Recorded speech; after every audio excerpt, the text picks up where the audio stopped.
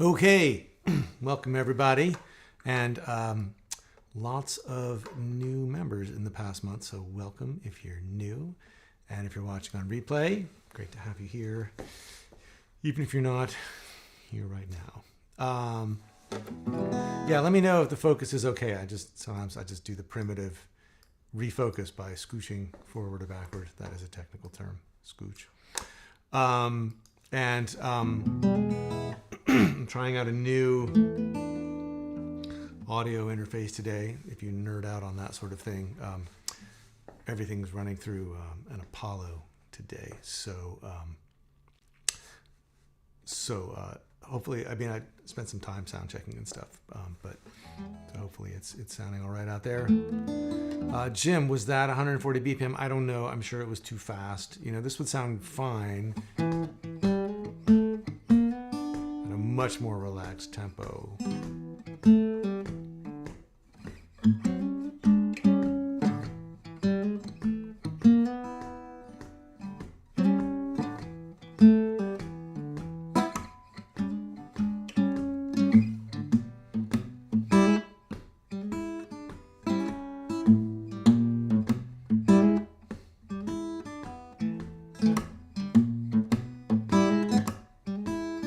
Like that would be fine.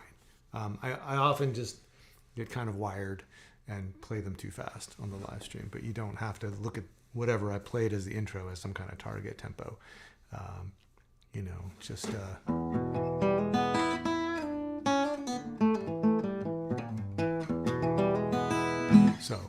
okay, good. Sounds like it sounds good. Mike, if you're listening on Diane Audio speakers, that's what I work with also. I really like them. All right. Hello, everybody. Okay. Well, let's get into it.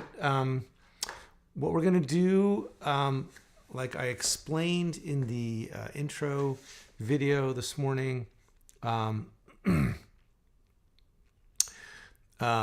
yeah, sure. I'm happy to explain that. Briefly, one other tech nerd note.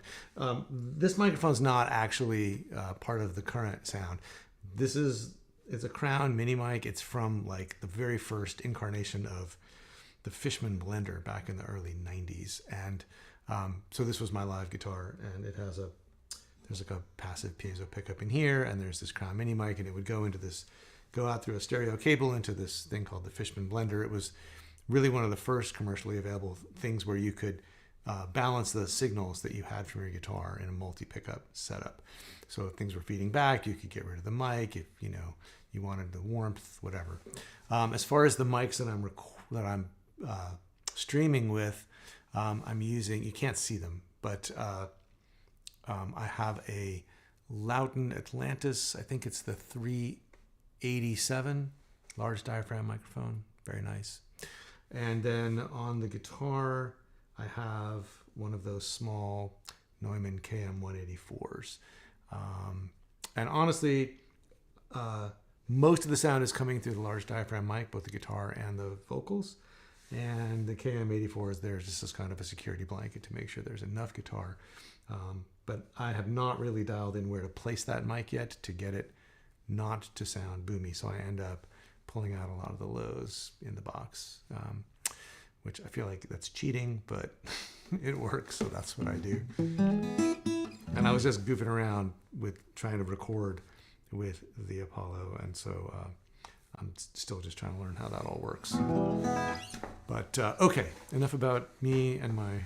I'm happy to talk about recording gear, but I know, we're here to learn you how to play this month's song. So Chez Poulet. I know that's not actually grammatically correct in French, but that's how ugly Americans use that expression. The opening riff is nicked from the classic Jimmy Smith recording from the early 60s, Back at the Chicken Shack. So that's a blues.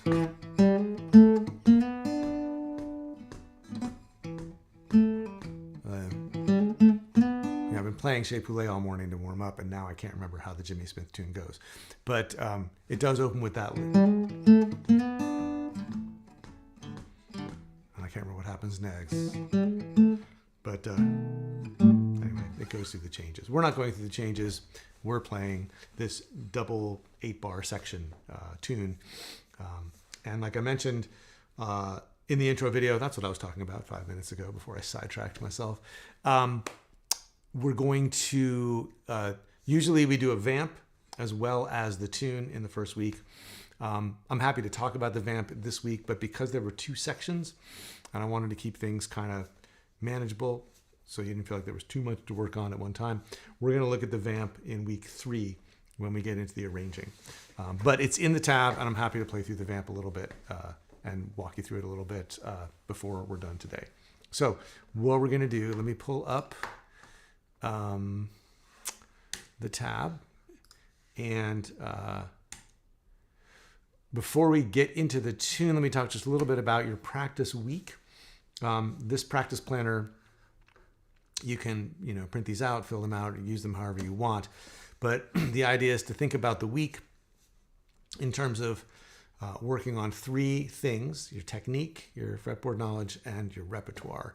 And so in terms of this week's tune, the technique would be, this business over here with the right hand. We're going to get into a couple exercises for that in a minute. The fretboard is learning where the notes are or the intervals relative to the key you're in. So we'll have a few exercises about that. And then repertoire, it's up to you how much of this tune you want to take on in the first week. If you're new here, or if steady bass is not as familiar to you as alternating thumb, you might want to just do the fundamental A section. You could spread the tune out over the whole month by doing the fundamental A section for 2 weeks and the fundamental B section for 2 weeks. Or you could work on the fundamental A section, then go on to the fundamental embellished, trying to add in the chord hits, come back to the B section fundamental, and then embellished. So you could basically spend the whole month learning the tune, but break it down into these 4 weekly sections. Or, like some of the more advanced folks here do, you could learn the embellished tune the first week, work on the improvisation exercises we're going to do in next week's live stream in week 2, and then add in the vamp and the shout chorus in week 3, and then spend the last week trying to put your whole arrangement together. Those are sort of the 2 extremes. You might find yourself somewhere in the middle. Having a planner will help you just kind of go, well, I'm going to do this one exercise for these 2 things, and then this is how much repertoire I'm going to work on in a week. I recommend thinking of this in terms of 10-minute increments. So what's something you can work on for 10 minutes for technique, 10 minutes for the fretboard, 10 minutes for repertoire. That way, when you sit down tomorrow and all the way through, like, say, next Wednesday or Thursday morning, you can go, oh, it's very simple. When I get up, whenever it is that I'm going to practice, this is my half-hour routine. I'm just going to go through it, good, bad, or indifferent, however it goes. I'll work on these 3 things. I'll set it down after 30 minutes. I've done the practicing, and then you can go on and sort of work on whatever you want or have time for after that. But this way, if you can get in 4 or 5 practice sessions in a week where you go through that half-hour routine, you'll really, I think you'll really feel a difference. So that's what that sheet is for. So technique. The idea here is to take the steady bass and we're going to be playing this groove here, this steady bass groove. Right. So there's the bass notes on beats 1, 2, 3, and 4. And then we can just start looking at what it takes to put things on top and to match them up. And so any one of these little 1 or 2 measure ideas could be what you work on for the week with a metronome to sort of just help you calibrate the time. And so, for instance, you know, the first thing to do is just to think about playing all 8th notes.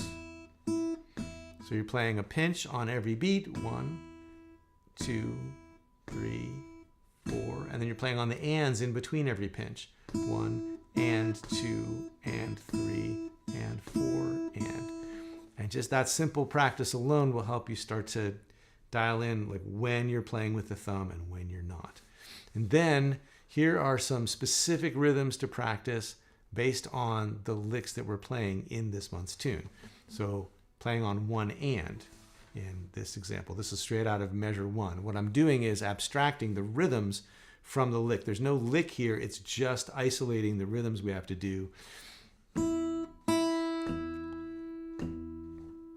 And if you've gone back and looked at, or if you've already been here and been through the Fundamentals of Improvisation Volume 1, these are rudiments. These are just rhythmic exercises that abstract the rhythm of the song you're working on, in this case, Chez, Poulet. And if you practice through these different exercises, you'll be really sharpened for when you have to play the actual licks and start moving around your fretting hand. So here's measure 1.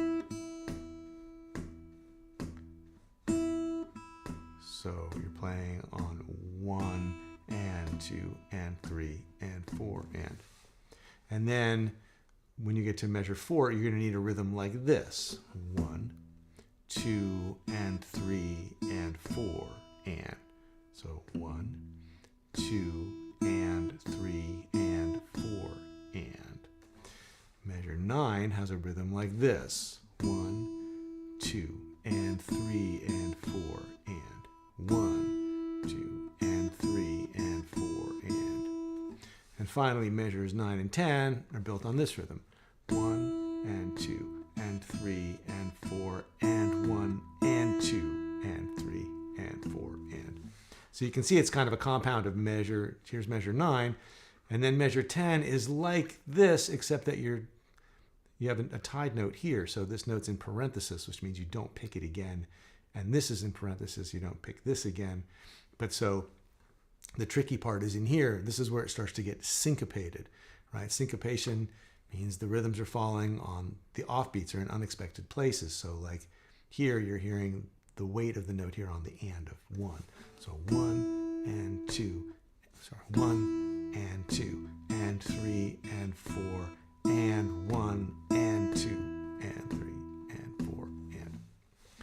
So those are exercises you could drop in. You could just pick 1 or 2 of them and work on them here in the first, as you're a part of your, warming up.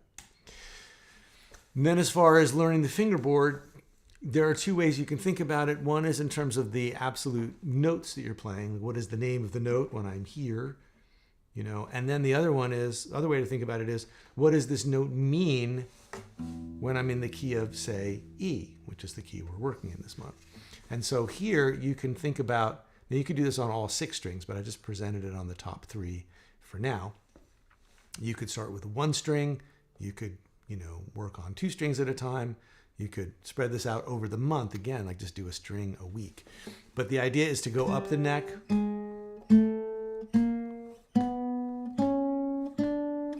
Now let's see, this is supposed to be the blues scale with the major third. Okay, so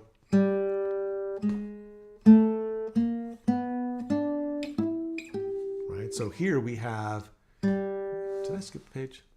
No, I didn't. Okay, the intervals are next. I like to think about the intervals first. But the idea is to start putting together what you see on the fretboard with what you're hearing and knowing the names of the notes, right? So this is, I think I did a version of this exercise recently on the YouTube channel, but it's the same idea, which is to pick the note, say the name of the note at the same time, and do this all in time with a metronome, because it's a mental drill and you're trying to just improve your mental agility and also to get the connection between your ear, your brain, and your fingers all together. So G, G sharp, A, B flat, B, D, E, G.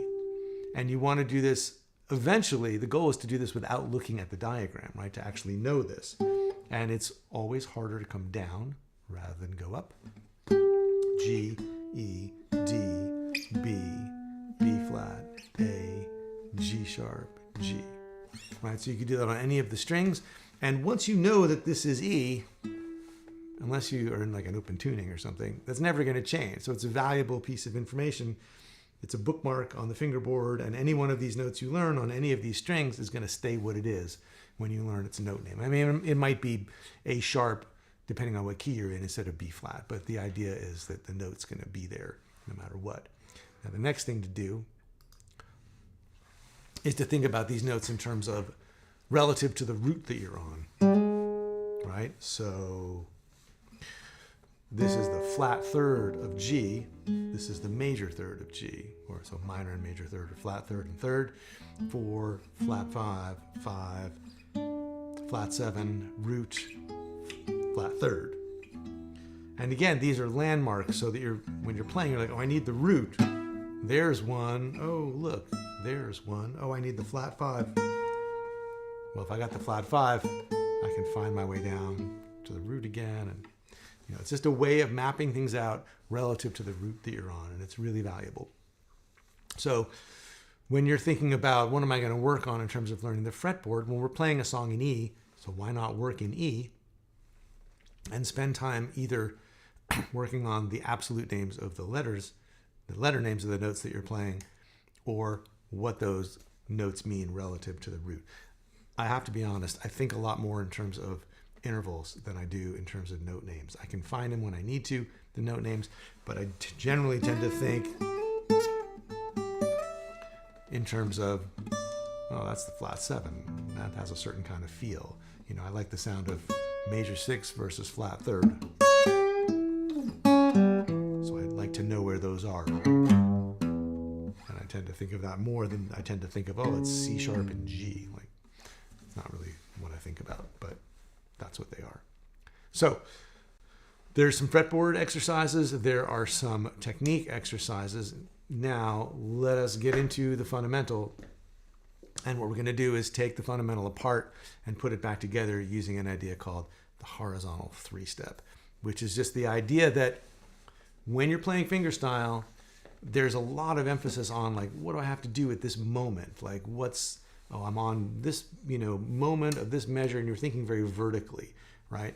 But that's not what makes it musical. What makes it musical is the fact that you're playing a chord progression or a groove, and you're playing a melody or licks or a series of chords over it. Those are horizontal ideas. Music unfolds over time, and even though music is abstract and invisible, we tend to think of time as this kind of motion, and simultaneous things as this kind of motion. So the horizontal 3-step says, well, let's look at what's happening in the bass, and then let's look at what's happening in the melody. And this gives us a couple of things gives us access to a couple of ideas. One is, in this case, we're playing a 1-chord vamp. So the bass is actually just doing this almost the entire time, except this one bass walk up here, and then we have this lick here at the end. But the steady bass tells us what the groove is to some extent, right? The steady bass is different from some other things that it could be. Tells us it's in 4/4, tells us that it's going to be some kind of 8th note feel. We don't know yet if it's straight 8s or swing 8s. It tells us the chord progression, which is E. And it also tells us the form, because we've got this 8-bar shape, and it's punctuated by what happens in bar 8 and then what happens down here.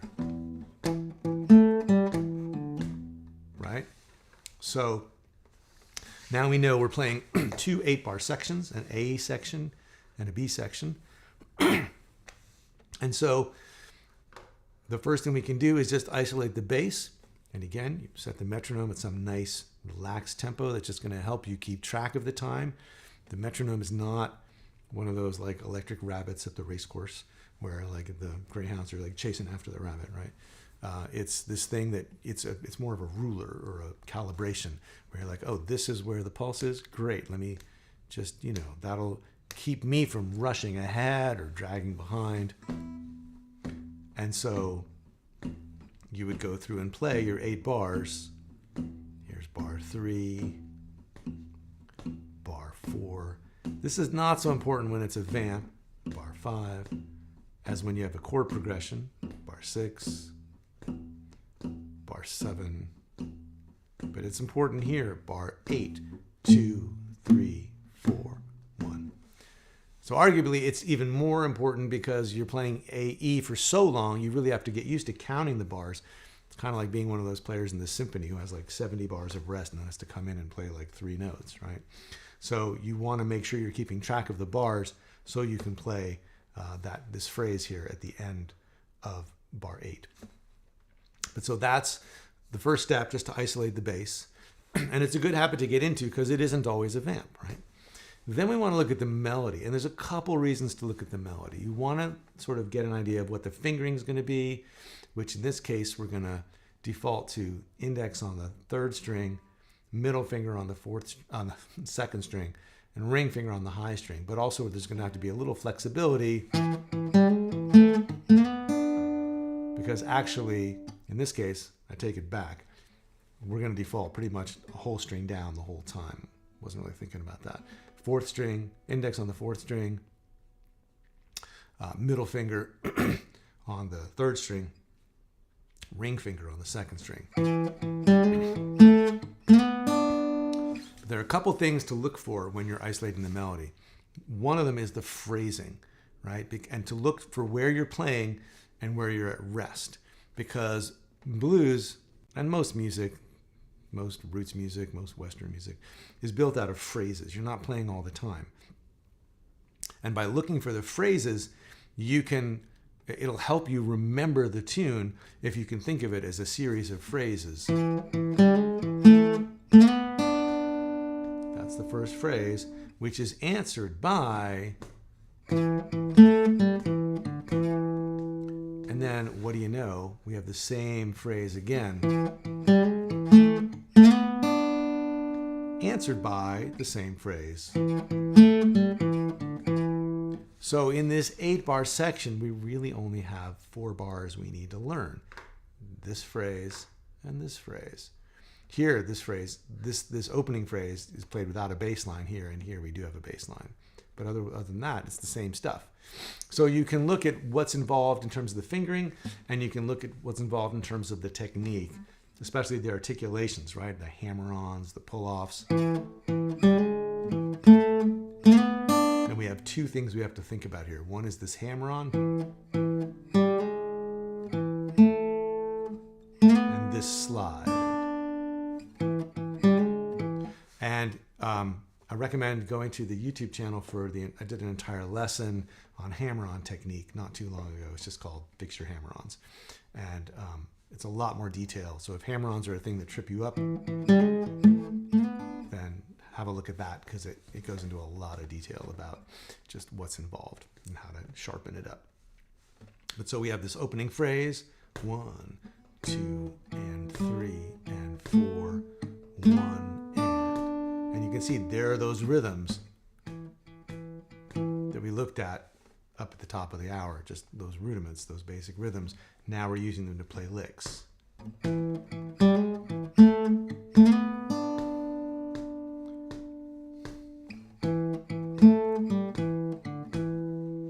there's no articulations here, it's just playing all the notes. And so those are the two phrases. And then when you can play through the whole 8 bars, you want to be able to play the licks, keeping all the timing, 1, 2, and 3, and 4, and 1, and 2, and 4, and 1, and 2, and 3, and 4, and 1, and 2, and 3, and 4, and 1. And then the bass would come in here, right? So that's step 2. You want to be able to play through the melody and hear the phrases. And when you isolate them and you're not worried about the thumb, you can really think about what's going on musically and make them sound as cool as possible. Right?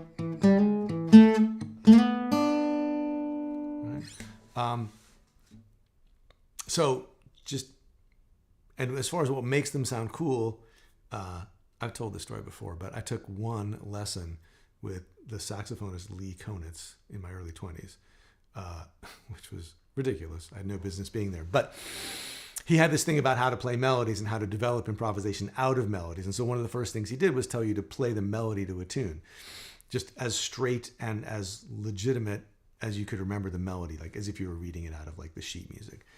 And then the next step was to play it and make it sound hip. And I was like, what do you mean, make it sound hip? And his answer was, like you were making a record of the song, right? So not just, but, right? Like with a little attitude, a little bit of dynamics. Not every note is the same volume. Right? So it's just finding your way to that, which is something that it's easier to do when you're focused on just the melody and not worrying about the bass. But once you can do that, then you want to start putting the bass and the melody back together. And we'll come back to the B section, but I want to skip ahead here to this page where I've highlighted every moment when the thumb and the fingers are playing together, because that's another kind of mnemonic, and the thing that you can mark out is when are you playing a pinch? Like when are you playing with the bass on the downbeats, and when aren't you? And you can see it's about 50-50 here, right? So we have this opening melody, and then this is a pinch, and then this is 2 and 3 and 4 and 1. So right back to the rudiments, right?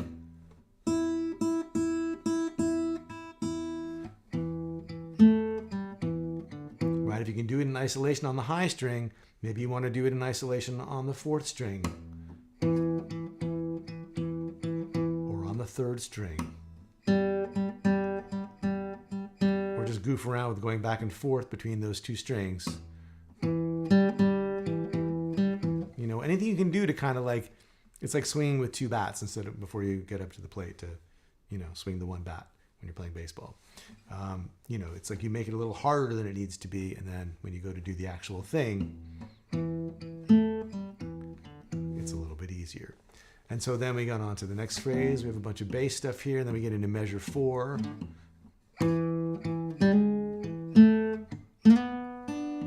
there's our pinches. 1, 2, and 3, and 4. I'm looking at this right here. And then we're going to measure 5. There's a pinch with a bunch of bass notes. And then we repeat. Measure 6 is just like measure 2. And then we have the bass. And that's basically how to break it down and put it back together. So we can look at the B section here on this page. I do think that I did hammer-ons in the demonstration videos for the fundamental, and you don't have to do the hammer-ons in the B section. You can just play the chord straight on the way it's notated, just thumb, index, and ring. So now we're up one string with these fingers, index on the 3rd string, middle on the 2nd string, ring on the high string, and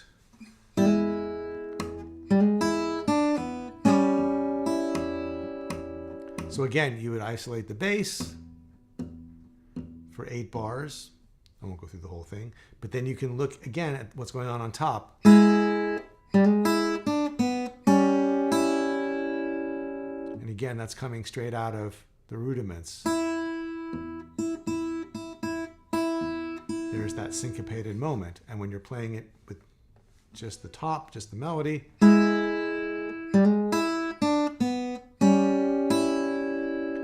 the only tricky part really is, those double stops, right? Getting the split between the index on the 3rd string and the ring on the high string.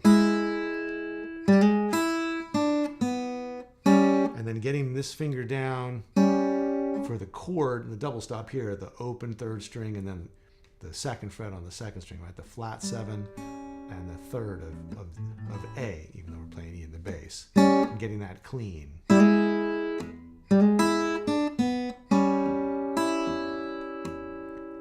And these phrases are really similar because we have, and then the beginning in measure 3 is exactly the same as in measure 1. Except we land here on this double stop, and we have to come down one string with index and middle to play the 4th and the 3rd string. And get this double stop with the 5th and the root of A. So. But if you didn't isolate these things, you might not notice how similar the phrases are. And then we repeat. And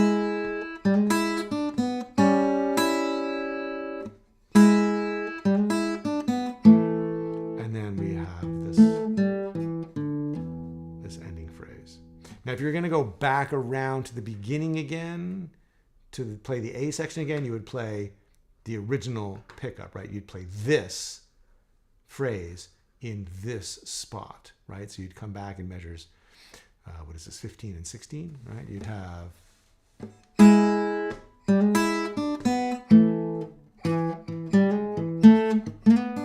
but this will take you in a more conclusive place where you might just vamp on E for a little bit or go into an actual vamp, but that's what that's there for.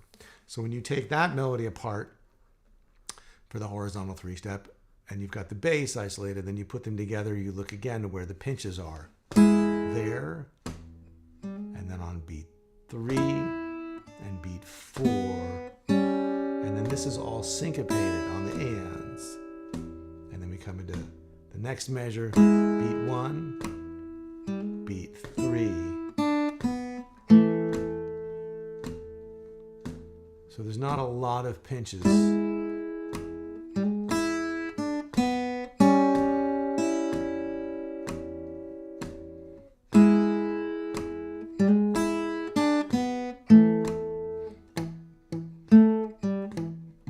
And there's a lot of ways you can finger this, right? Because there's no steady bass line, but I'm doing it with my thumb on the 4th string, and then index on the 3rd string, and then back to the thumb. But you could do it all with the thumb, or you could even do it with all with the index. But I think having the thumb on the downbeat of 2 and 4 makes it sound stronger.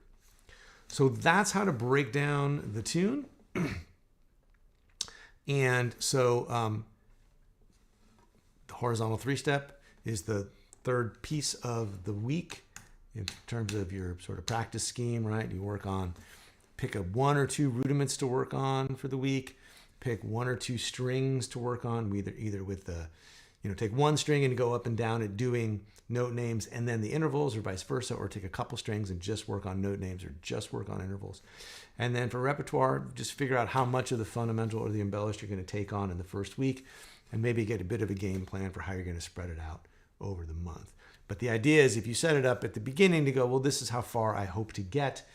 If you're new, it may take you a few months to kind of figure out how much you have time for and how hard it is for you to get through, any specific amount of material. But if you've been here for a while, you probably have a pretty good idea, and you can just go, well, you know what? For me, it's a win if I get through the embellished this month.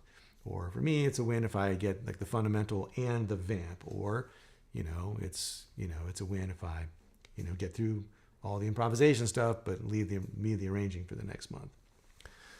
So that's the idea. Okay. Can I play the vamp a little bit? Yes, I would be happy to. And let me skip ahead. Ordinarily, the vamp comes at the beginning of the month. I really wanted to put it at the end so that people felt like there was a little more breathing room to do the A and the B section and not feel like it was too much material at once. But here's the vamp. And there's a fundamental and an embellished version. And the main difference is that you're using a 3-string chord in the embellished version and just a 2-string version of it, or a double stop in the fundamental. So here's the fundamental.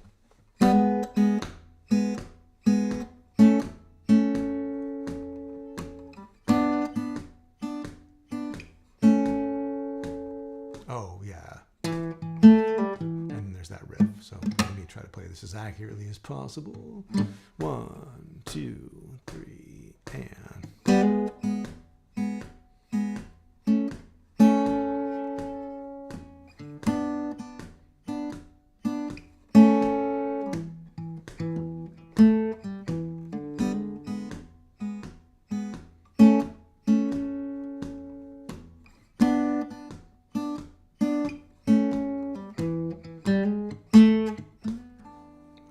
So there's the fundamental.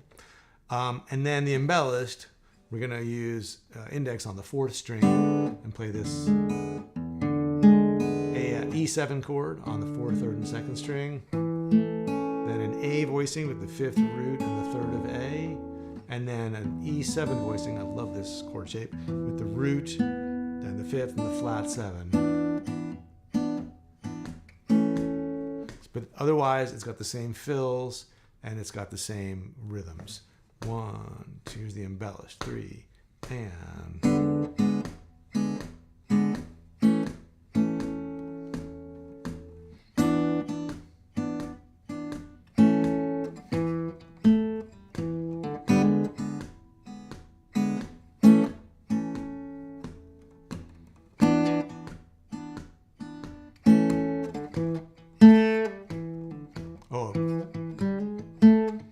because then this would lead you back in to the beginning of the tune.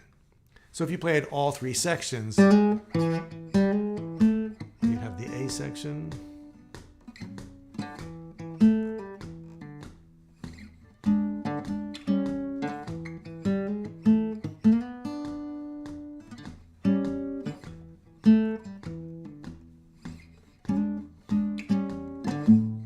and the B section.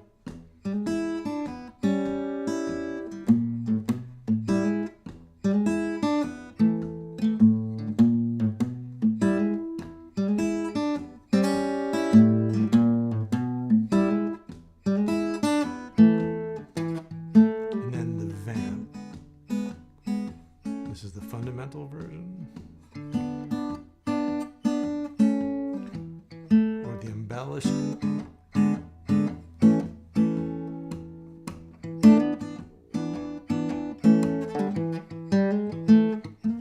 you're back in again.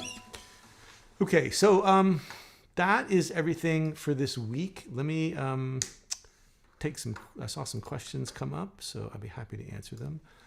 From Barack. Hello, Barack. I was wondering whether you think playing A on the bass for the even number measures would actually work well. I know it goes against the concept of the 1-chord song, but maybe for the sake of variety occasionally. And from Richard, hey Richard, I have a similar question. Isn't it 5-1 in A? Yeah, well,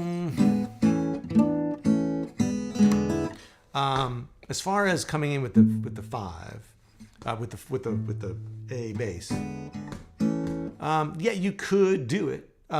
It does go against the idea of doing, a 1-chord song. So it's a common sound to have this thing called the pedal point, right? Which we've talked about before in terms of vamps and shout choruses, where like you have this one thing in the bass and different kinds of chords are happening on top. And I happen to like the sound of 4s just sort of suspended or hanging over the one bass.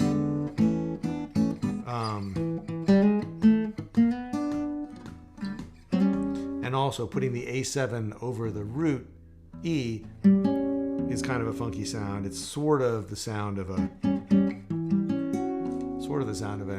E minor 6 chord, but it's got this kind of nice tension that wants to, pop back up as opposed to. But you can totally fool around with it. If I wanted to provide an on-ramp for anybody who was just starting with this stuff so that, especially for the improvisation, like we were doing back in November, where you only have to worry about keeping one kind of bass going. And then you could just isolate the improvisation, isolate the technique, not worry about changing up the thumb, which we're going to address in the spring. But yeah, sure, you can. I mean, you certainly could move the thumb over, but you don't have to. I'm not sure I understand this other question with Richard. Isn't it? Oh no, it's no. Oh, I see. Yeah, isn't it 5-1 in A? It's. I mean, yeah, sure. E. If you're thinking you're in the key of A, then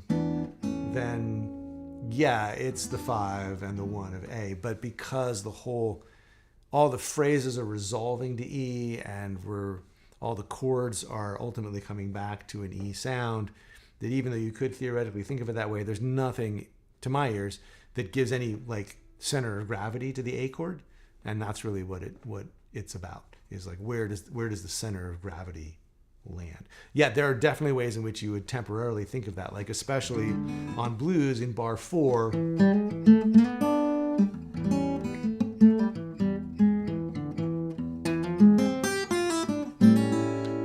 Going from 1 to 4 and you're doing those fancy altered things,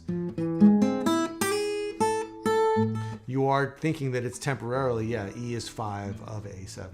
But in this case, we're grounded enough in the sound of the E tonality that I don't think, to my ears, doesn't really, there's nothing, it doesn't really help to think about it that way, to me. Even though you could look at it that way, I don't think there's enough weight to the A chord to make it feel like E is 5 and A is 1 at any point, really. But that's just an opinion. How are we doing here? Okay, so let me know if that's enough on the vamp, because I know Ricky and some other people had questions about that in the forum. And we have a few minutes left, so I am happy to answer other questions if you've got them about this week's material or where we're heading next or anything like that.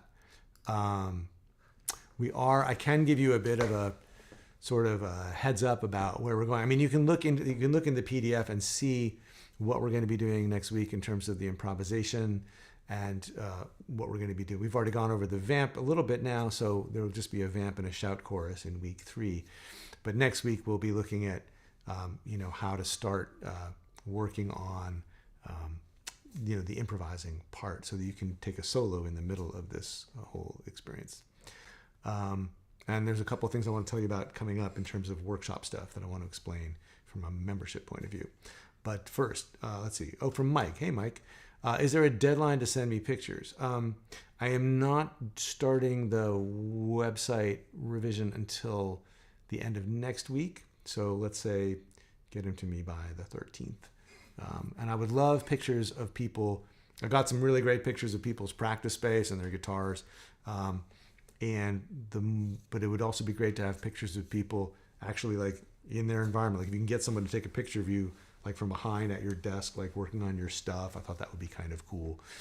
I don't know how many of them I'll end up needing, but and I have gotten some lovely ones already, and but I can definitely use more. So sure, keep sending them. Okay, let's see. From Jim, what's the reason the musical notation of the final note in bar 16 have upper and lower beams? Oh yeah, so upper beams indicate a finger note and lower indicate a thumb. So, and there's no way in my notation software, which is Sibelius, there wasn't a way. If you only put, it got cluttery with like rests and stuff to have just the upper beams or just the lower beams. So I just kind of overlapped them, and because you could play them either way. But the idea is that the ones with the stems down are for your thumb, and then the ones with the stem up. Let me see, how did I do it? Let me pull it up on screen again real quick because I don't remember what it looks like. Hang on. I'll actually try to be intelligent about this. Try to communicate intelligently about it. Oh, for Pete's sake. Well, now it doesn't want to do that. There we go. Okay. So this would be in the vamp, I guess, right? For heaven's sake. Hang on. Or is it in the... Oh, it's so smooth. Let me know when it gets too slick and professional. Okay, yeah, measure 16. Here we go. So, yeah, I mean, I wanted to show that, like, really the lick is... this is a melody lick, right? There's nothing about the bass line here, right? It's...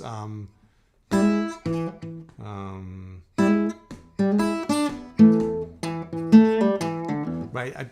If I did just down stems for the bass and just up for the thumb notes and just up stems for the finger notes, it would look like some kind of weird combination of the bass and the melody. It's really a melody lick, which is why it's got up stems the whole way through. And then the down stems are just to show, well, you could play these notes with your thumb, but it's really a single note lick for the melody. That's what that was about. It's probably a little too much detail, but there you go. Okay. Tips for playing the embellished from Mike Bell, and then from Tony. When learning the fretboard improvising, would you suggest learning scale patterns or focusing primarily on intervals, if that makes any sense? Yeah. Let me answer that first and then answer Mike's question. Yeah, I would. Well, I mean, you probably know at least a few scale patterns already, but my feeling from my own experience is learning scales, like a scale is just a handle that you can carry around a collection of notes with, right? So a blues scale just says, well, here's these 6 notes that we want. Or a Mixolydian scale says, here are these 7 notes that we want. But so it's good to know the scale, and it's good to be able to sit there and go, right? But if you practice scales as scales, especially if you practice like 2-octave, you know how to play a scale, but it doesn't give you anything you can really be flexible and creative with.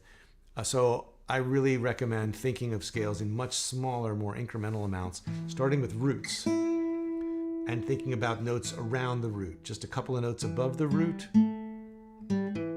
So root, flat 3rd and 4th, maybe the flat 5. What you would actually use. That's what you would use. And then below the root, right? So root, flat 7 and 5.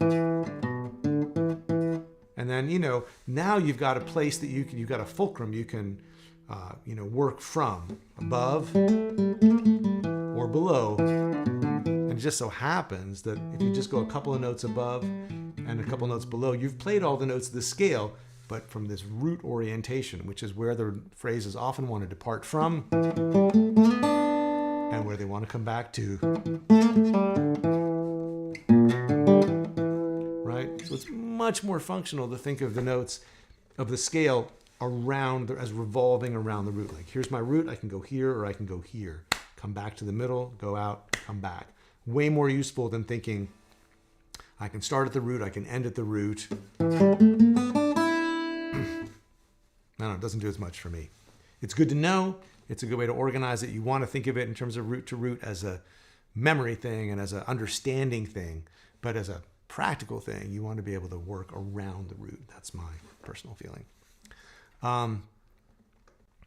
Rob, can you explain the notation in the A section horizontal 3-step first bar when you pinch on the 2 rather than hit the 2 and slide to the 4 while hitting the bass? I never quite know which to do. Okay, let me look at that, and then I promise I will get to Mike's question about the embellished in the time we have left. Okay, let me pull up the tab again, and let's see. So we're talking about the A section of the horizontal 3-step first bar where you pinch on the 2 rather than hit the 2. And then slide to the 4. Oh, right. Yeah, okay. Yes. So the thing about this is that, you know, this little note here in classical music is called a grace note. And you see it happening in the notation before the actual note. But in real life, playing blues, the grace note is actually the note you're hitting on the downbeat, right? So the pinch is between the open E and the 2nd fret on the 3rd string. And the grace note means you're going to slide to the 4th fret very quickly, as opposed to, right? So it's, the grace note is coloring this note. So another way to think about it is really, that's what's happening rhythmically.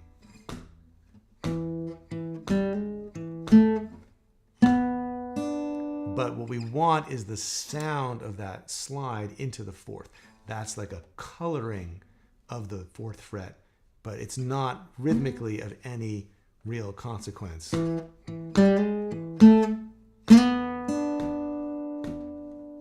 So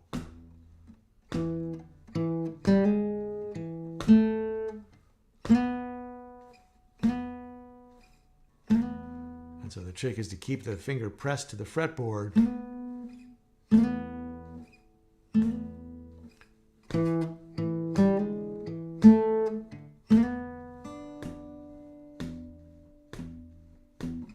That's what's going on with that. I hope that makes sense. Let me know if that leaves something to be desired in the explanation department. Okay, quick before we are done, I want to just explain, if you were here back in November, we had, there was a workshop actually in October called Soloing from Scratch, which was like the preview to the fundamentals of improvisation that we did in November, right? And so the workshop became part of the November lessons, and it introduced the idea of the rudiments and all the permutations you can come up with. And we did it in steady bass in E. And so when we finish this month with Chez, Poulet, we'll have done a month of fundamentals of improvisation in E. We'll have done Catfish Blues, a traditional tune in E, and we'll have done this new contemporary Chez, Poulet in E. And after that, we're going to go into the alternating thumb, and to be able to work with one chord on the alternating thumb, we're going to work in drop D. And we're going to do, we've done some major sounding blues in drop D. We've done Staggerly, we've done Crow Jane, we've done Crow Black Chicken. I think that's all the Crow songs. But we haven't done like, well, when we had the After Hours blues, Ivory Ghost. But doing these kinds of basic blues licks,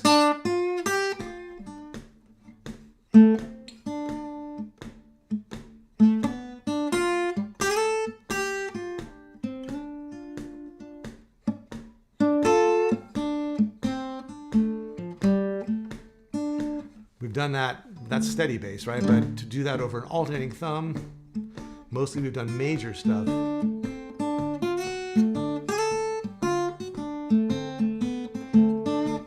kind of put those two things together and do alternating thumb.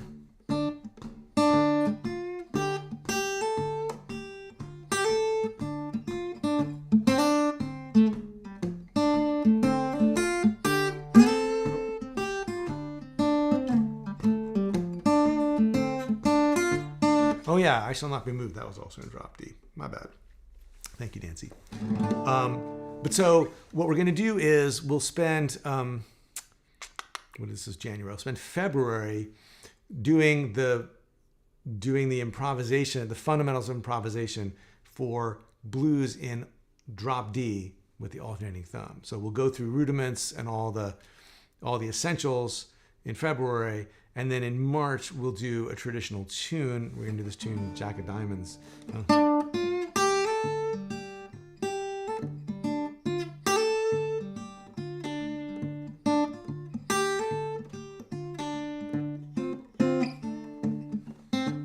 Right, and we can do some other things with that. But we'll have a traditional tune over one chord in alternating thumb, right? Because doing like alternating thumb, it's a whole other thing from the steady bass. So I wanted to pull it back and continue this one chord idea for a little longer. So we'll have a month of fundamentals of improvisation for alternating thumb and D. Then we'll have a traditional tune, and then we'll have a contemporary blues. So that'll be the next few months. And then we can come back to steady bass and look at, doing multiple chords. So we're going to revisit Baby Please Don't Go. We'll do some other stuff like that. But the reason I'm telling you all this is that there's going to be I'm going to be doing the Soloing from Scratch Workshop Volume 2 a week from Saturday, so January 14th. That, if you're a member, that is included in your membership. So you don't have to sign up for it. I'm going to send out a thing tomorrow about it for signing up. But if you're already here, you don't need to sign up. It's included. What will happen is the day before the workshop, I will post a link in the forum so that you can get to the workshop without paying for it additionally. And then it'll just go into the archive like the first Soloing from Scratch did. It'll become part of the February lessons, right? So just want to make sure everybody knows that. I'll post this on the forum as well because not everybody's here in the live stream right now.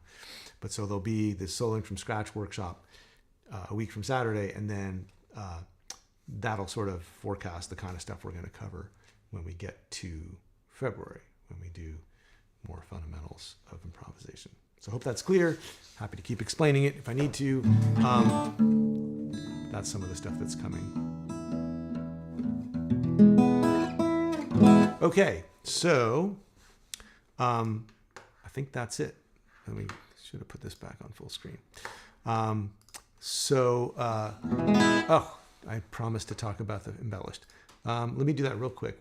If there was something specific you wanted to know about it, let me know. The main difference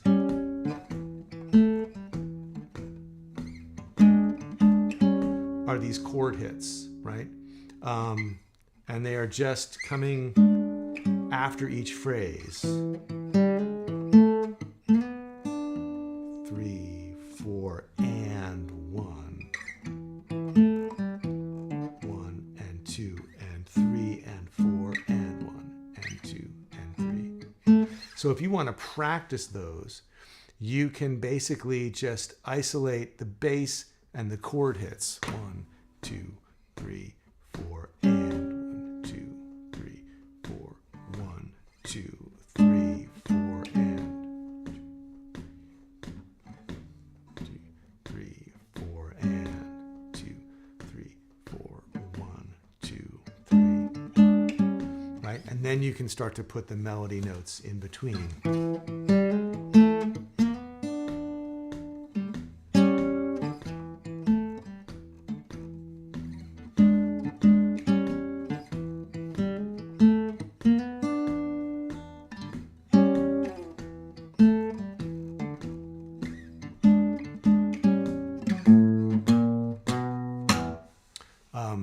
And then, I guess we don't have the tab up, my bad. Okay, so, why is that doing that? Yeah, so what I'm talking about is these chord hits here. Oh, sorry, that's the fundamental. There we go. Do, do, do, do, do, do. There's the chord hit. And then do, do, do, do, do, do. Right, so you just want to look at those chord hits. And then in the second section, there's a couple of extra pull-offs. That you can do as a pull-off. And then this is a slide. So when you're going to that A7 over E chord, you want to grab the third and second strings as usual, but this is just like that question that we had about that. I think it was Mike with the question. No, it was Rob. The question about the slides. So here it's a 1 fret slide, and again on the downbeat, it's really the sound of,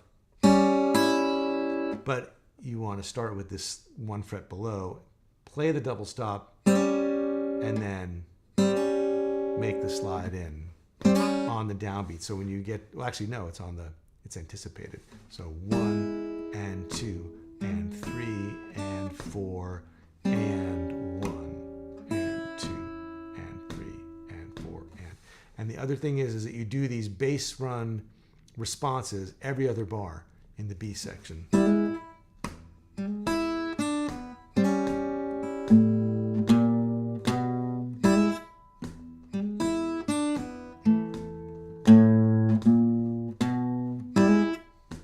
So you could also go through and just isolate the bass. 1, 2, 3, measure 2, 2, 3, 4, measure 3, 2, 3, measure 4, 2, 3, 4, and like that.